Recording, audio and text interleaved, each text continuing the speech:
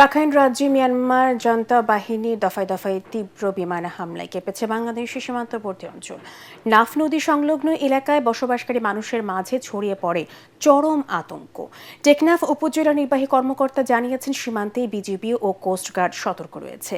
নারিনজারা সংবাদ মাধ্যম বলছে, বাংলাদেশ সীমান্ত লাগোয়া রাখাইনের মংডু ও বুধিটং অঞ্চলে বুধবার 3 দফায় হামলা চালানো হয়, যাতে শিশুসহ কয়েকজন আহত হয়, বিধ্বস্ত হয় বেশ কিছু বাড়িঘর। কক্সবাজার প্রতিনিধি মোয়াজ্জেম হোসেন শাকিলের পাঠানো তথ্যচিত্র আরও জানাচ্ছেন আদিব মোহাম্মদ।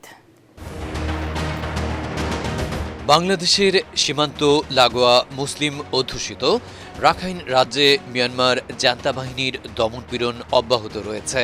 রাজ্যটিতে গণহত্যা চালাচ্ছে দেশটির সেনাবাহিনী। আন্তর্জাতিক মানবাধিকার সংস্থার এমন অভিযোগের পরও গত 19 ও 28 জুন আবাসিক এলাকায় বিমান হামলা চালানো হয়েছে, যাতে শিশুসহ অন্তত 4 জনের নিহত হওয়ার খবর পাওয়া গেছে।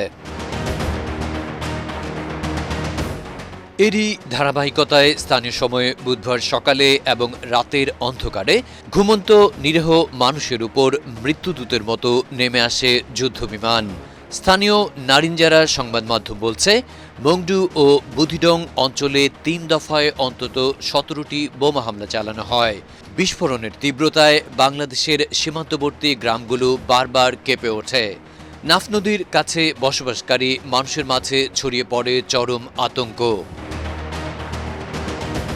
বিস্ফোরণের শব্দ টেকনাফ উপজেলার শাহপুরীর দ্বীপ, সাবরাং, নীলা ও হোয়াইক্যাং সীমান্ত সংলগ্ন অন্যান্য এলাকার মানুষও স্পষ্টভাবে শুনতে পায়। উপজেলা নির্বাহী কর্মকর্তা এস.এম. অনি চৌধুরী বলেছেন, সীমান্তে বিজিবি ও কোস্টগার্ড সতর্ক অবস্থায় রয়েছে। রোহিঙ্গা অনুপ্রবেশ ঠেকাতে তৎপরতা জোরদার করা হয়েছে। Bureau report, ATN Bangla.